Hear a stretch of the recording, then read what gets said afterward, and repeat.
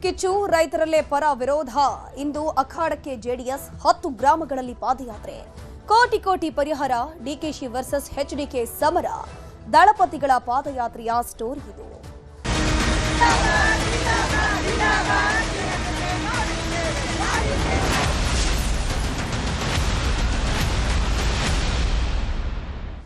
ಬೆಡದಿಯ township ನಿರ್ಮಾಣ ವಿಚಾರಕ್ಕೆ ಸಂಬಂಧಪಟ್ಟಂತೆ ಪರ ವಿರೋಧ ವ್ಯಕ್ತವಾಗ್ತಾ ಇದೆ ರೈತರಿಂದ ಟೌನ್ಶಿಪ್ ಅನ್ನು ವಿರೋಧಿಸಿ ಜೆಡಿಎಸ್ ಬೃಹತ್ ಹೋರಾಟವನ್ನು ನಡೆಸ್ತಾ ಇದೆ ನಿಖಿಲ್ ಕುಮಾರಸ್ವಾಮಿ ಅವರ ನೇತೃತ್ವದಲ್ಲಿ ಬಿಡದಿಯಲ್ಲಿ ಪಾದಯಾತ್ರೆ ನಡೆಯುತ್ತಾ ಇದೆ ಜೆಡಿಎಸ್ ಕೂಡ ಈ ರೈತರ ಪ್ರತಿಭಟನೆಗೆ ಸಾಥ್ ಕೊಡ್ತಾ ಇರುವಂತದ್ದು ಈಗ ಬೃಹತ್ ಪಾದಯಾತ್ರೆ ಇದೆ ಅಂಚಿಪುರ ಗ್ರಾಮದಿಂದ ನಿಖಿಲ್ ಕುಮಾರಸ್ವಾಮಿ ಅವರ ಪಾದಯಾತ್ರೆ ಆರಂಭ ಆಗಿದೆ ಮಾರಮ್ಮ ದೇಗುಲಕ್ಕೆ ಪೂಜೆಯನ್ನು ಸಲ್ಲಿಸಿ ಪಾದಯಾತ್ರೆಯನ್ನ ಆರಂಭ ಮಾಡಲಾಗಿರುವಂತದ್ದು ನೂರಾರು ಸಂಖ್ಯೆಯಲ್ಲಿ ರೈತರು ಈ ಒಂದು ಪಾದಯಾತ್ರೆಯಲ್ಲಿ ಭಾಗಿಯಾಗಿದ್ದಾರೆ ನಿಖಿಲ್ ಕುಮಾರಸ್ವಾಮಿ ಅವರನ್ನ ನಮ್ಮ ಪ್ರತಿನಿಧಿ ಹೆಬ್ಬಕ್ಕ ತಿಮ್ಮೇಗೌಡ ಮಾತನಾಡಿಸಿದ್ದಾರೆ ಬನ್ನಿ ನೋಡೋಣ ಅಥವಾ ಜಮೀನು ಬಂಜರ್ ಭೂಮಿನ ಫಲವತ್ತಾಗಿದೆಯಾ ಇದು ಯಾವುದು ಕೂಡ ಬಂದು ಕನಿಷ್ಠ ಪಕ್ಷ ಪೆನ್ನು ಪೇಪರ್ ಕೇಳದಂತ ಜಿಲ್ಲೆ ನಾಯಕರು ಬಂದು ಅವ್ರ ಜೊತೆ ಒಂದು ಸಮಾಲೋಚನೆಯನ್ನು ಕೂಡ ನಡೆಸಲಿಲ್ಲ ಇಲ್ಲಿವರೆಗೂ ಯಾರು ಬಂದಿದ್ದಾರೆ ಆನ್ ಗ್ರೌಂಡ್ 26 ಹಳ್ಳಿಗೆ ಯಾರು ವಿಸಿಟ್ ಮಾಡಿದ್ದಾರೆ ಇಲ್ಲಿರ್ತಕ್ಕಂಥ ಶಾಸಕರು ಬಂದಾಗ ಇಲ್ಲಿರ್ತಕ್ಕಂಥ ಎಲ್ಲ ಹಳ್ಳಿಯ ಜನ ಮುತ್ತಿಗೆ ಹಾಕಿ ಬೈದಿ ಓಡಿಸ್ ಕಳಿಸಿದ್ದನ್ನ ನೋಡಿದ್ದೀರಿ ನೀವೇ ತೋರಿಸಿದ್ದೀರಿ ಎಷ್ಟು ಜನ ಬಂದಿದ್ದಾರೆ ಕನ್ಸೆಂಟ್ ತಗೊಂಡಿದ್ದೀರಾ ರೈತರದು ಆಗಿದೆಯಾ ಅದು ಸರ್ ಈಗ ಇದಕ್ಕೆ ಸಂಬಂಧಪಟ್ಟಂತೆ ಇಲ್ಲಿ ಕೋಟ್ಯಾಂತರ ರೂಪಾಯಿ ಇದೆ ಸರ್ ಎಕರೆ ಇಂಥ ಸಂದರ್ಭದಲ್ಲಿ ತಾವು ಸಾರ್ವಜನಿಕ ಹಿತಾಸಕ್ತಿ 33 ಎಕರೆನ ಬಳಕೆ ಮಾಡೋದಕ್ಕೆ ಬಿಡ್ತೀವಿ ಅಂತ ಹೇಳಿದ್ರಿ ನೋಡಿ ನನ್ನಲ್ಲಿ ಸ್ಪಷ್ಟತೆ ಇದೆ ಈ ಪ್ರಾಜೆಕ್ಟ್ ಅನ್ನ ಅವರು ಡ್ರಾಪ್ ಮಾಡಿದ್ರೆ ನಾನೇ ಮುಂದೆ ನಿಂತು ಅಲ್ಲೊಂದು ಆಸ್ಪತ್ರೆ ನಿರ್ಮಾಣ ಮಾಡಬೇಕಾ ಅಥವಾ ಅಲ್ಲೊಂದು ಶಾಲೆ ನಿರ್ಮಾಣ ಮಾಡಬೇಕಾ ಏನು ಮಾಡಬೇಕು ಸಾರ್ವಜನಿಕರ ಹಿತಾಸಕ್ತಿ ನಿಂತು ನಿರ್ಮಾಣ ಮಾಡಿಸೋಣ ಎಲ್ಲ ಒಂದ್ ಕಡೆ ಅಪ್ಪ ಅಮ್ಮ ಜಡದಲ್ಲಿ ಕೂಸ್ ಬಡವಾಯ್ತು ಅನ್ನೋಂಗೆ ಡಿ.ಕೆ. ಶಿವಕುಮಾರ್ ಅವರು ಪ್ರತಿಷ್ಠೆಗೆ ತೆಗೆದುಕೊಂಡವ್ರೆ ಎಲ್ಲ ಒಂದ್ ಕಡೆ ರೈತರು ಒಂದ್ ರೀತಿ ಸಂಕಷ್ಟಕ್ಕೆ ಸಿಲುಕಿದ್ರ ಅಂತ ಸರ್ ರಾಜಕೀಯವಾದಂತ ಒಂದು ಪರಿಸ್ಥಿತಿ ಇದನ್ನ ತಿರುವು ಪಡ್ಕೊಂಡಂತ ರಾಜಕೀಯವಾದಂತ ತಿರುವು ಪಡ್ಕೊಂಡಂತ ಹಿನ್ನೆಲೆಯಲ್ಲಿ ಅಪ್ಪ ಅಮ್ಮನ ಜಡದಲ್ಲಿ ಕೂಸ್ ಬಡವಾಯ್ತು ಅನ್ನೋಂಗೆ ರೈತರ ಪರಿಸ್ಥಿತಿ ಹಿಂಗಾಯ್ತಾ ಸರ್ ಅಂತ ನೋಡೋಣ ರೈತರು ನಾನು ಆಗ್ಲೇ ಹೇಳ್ದಂಗೆ ಇಲ್ಲಿ ಒಟ್ಟಾಗಿದ್ದಾರೆ ಒಗ್ಗಟ್ಟಾಗಿದ್ದಾರೆ ಇಲ್ಲಿ ಯಾವುದೇ ದಬ್ಬಾಳಿಕೆ ದೌರ್ಜನ್ಯ ರೈತರ ಮೇಲೆ ಪ್ರತಿನಿತ್ಯ ದಳ್ಳಾಳಿಗಳನ್ನ ಬಿಟ್ಟು ಎದುರಿಸ್ತಾ ಇದ್ದಾರೆ ಇದು ಯಾವುದು ಕೂಡ ನಡೆಯೋದಿಲ್ಲ ರೈತರು ಬಗ್ಗೋದಿಲ್ಲ ಜಗ್ಗೋದಿಲ್ಲ ಅರ್ಥ ಆಯ್ತಲ್ಲ ರೈತರ ಜೊತೆನಲ್ಲಿ ಇಡೀ ನಾಡಿನ ಜನತೆಯೂ ಕೂಡ ಇದೆ ಜನತಾದಳ ಪಕ್ಷವೂ ಕೂಡ ಮತ್ತೆ ಹೇಳ್ತಾ ಇದ್ದಾರೆ ಗಟ್ಟಿ ನಿಲುವಿಂದ ನಿಲ್ತೇವೆ ಕೊನೆಯದಾಗಿ ಸರ್ ಮುಂದಿನ ಹೋರಾಟದ ರೂಪುರೇಷೆ ಹೇಗಿರುತ್ತೆ ಸರ್ ಈಗ ಡಿ.ಕೆ. ಶಿವಕುಮಾರ್ ಅವರು ಇದನ್ನ ಪ್ರತಿಷ್ಠೆಗೆ ತೆಗೆದುಕೊಂಡಿರುವಂತದ್ದು ಮುಂದಿನ ಹೋರಾಟದ ರೂಪುರೇಷೆ ಈಗ ಇದು ಮೊದಲನೇ ದಿನದ ಪಾದಯಾತ್ರೆ ಸರ್ಕಾರ ಎಚ್ಚೆತ್ಕೊಂಡು ಈ ಪ್ರಾಜೆಕ್ಟ್ ನ ಡ್ರಾಪ್ ಮಾಡದೆ ಹೋದಲ್ಲಿ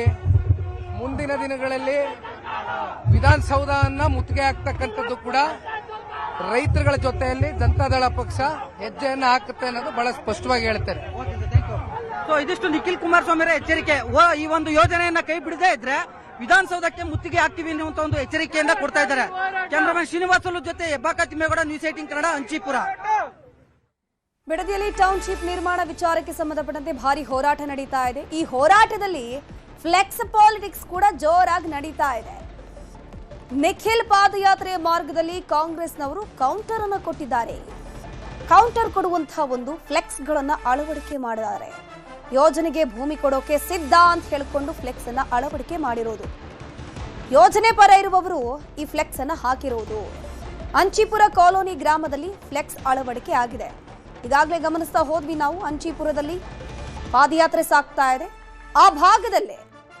ಯೋಜನೆಗೆ ಅಡ್ಡಿಪಡಿಸಬೇಡಿ ನಾವು ನಮ್ಮ ಜಮೀನನ್ನ ಕೊಡ್ತಾ ಇದ್ದೀವಿ ದಯವಿಟ್ಟು ಯೋಜನೆಗೆ ಅಡ್ಡ ಬರಬೇಡಿ ಅಂತ ಹೇಳ್ಕೊಂಡು ಫ್ಲೆಕ್ಸ್ ಕಟೌಟ್ ಗಳನ್ನ ಹಾಕಿಸ್ಬಿಟ್ಟಿದ್ದಾರೆ ಅಂದ್ರೆ ರೈತರು ಹಾಕಿರೋದು ಯಾರು ಯೋಜನೆಗೆ ಪರ ಇದ್ದಾರೆ ನೋಡಿ ಆ ರೈತರು ಸೊ ಹಾಗಾಗಿ ಈಗ ಫ್ಲೆಕ್ಸ್ ವಾರ್ ಕೂಡ ನಡೀತಾ ಇದೆ ಆ ಭಾಗದಲ್ಲಿ ಅಂಚಿಪುರ ಕಾಲೋನಿಯಲ್ಲಿ ಈಗ ಪಾದಯಾತ್ರೆ ಸಾಗ್ತಿರೋ ದೃಶ್ಯವನ್ನ ನೀವು ನೋಡ್ತಾ ಇದ್ರೆ ಎಕ್ಸ್ಕ್ಲೂಸಿವ್ ದೃಶ್ಯ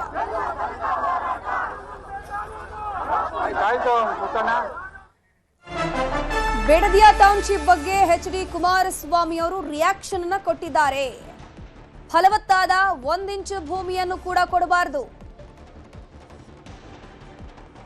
ಸತತವಾಗಿ ಎಚ್.ಡಿ. ಕುಮಾರಸ್ವಾಮಿ ಅವರು ಈ ಯೋಜನೆಯನ್ನು ವಿರೋಧ ಮಾಡ್ತಾನೆ ಬರ್ತಾ ಇದ್ದಾರೆ ಸೊ ಈಗಲೂ ಕೂಡ ಅದೇ ಅವ್ರು ಹೇಳುವಂಥದ್ದು, ಫಲವತ್ತಾದ 1 ಇಂಚು ಭೂಮಿಯನ್ನು ಕೂಡ ಕೊಡಿಸಬಾರ್ದು. ಅಸೂಯೆಗೋ ರಾಜಕೀಯಕ್ಕೋ ನಾನು ವಿರೋಧ ಮಾಡ್ತಿಲ್ಲ. ಸಿದ್ದರಾಮಯ್ಯ ಕಾಲದಲ್ಲಿ 450 ಎಕರೆ ರೈಡೂ ಆಗಿತ್ತು.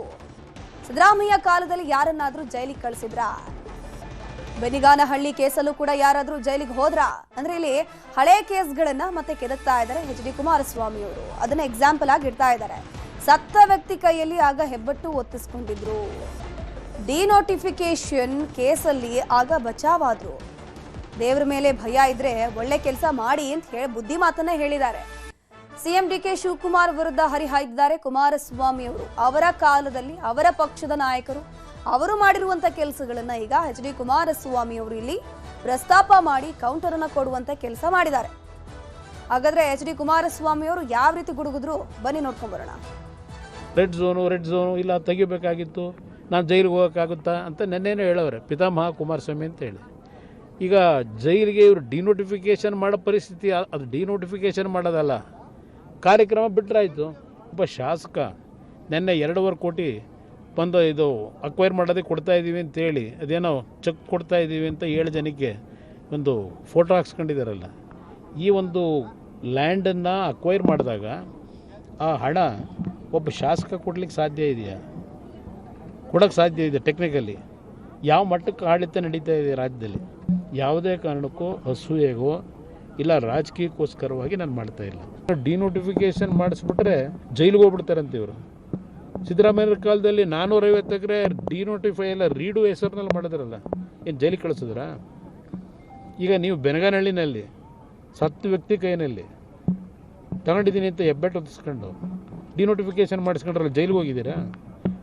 ನೀವು ಯಾವ ರೀತಿ ಬಚಾವಾಗಬೇಕು, ಏನು ಮಾಡಬೇಕು ಅದರಲ್ಲಿ ಎಕ್ಸ್ಪರ್ಟ್ ಇದ್ದೀರಿ, ನನಗೆ ಗೊತ್ತಿದೆ. ಈ ನಾಟಕ ಬಿಟ್ಟು ಗೌರವಯುತವಾಗಿ ಇವತ್ತೇನು ಅಧಿಕಾರ ಸಿಕ್ಕಿದೆ 4 ದಿನ ಒಳ್ಳೆ ಕೆಲಸ ಮಾಡಿ.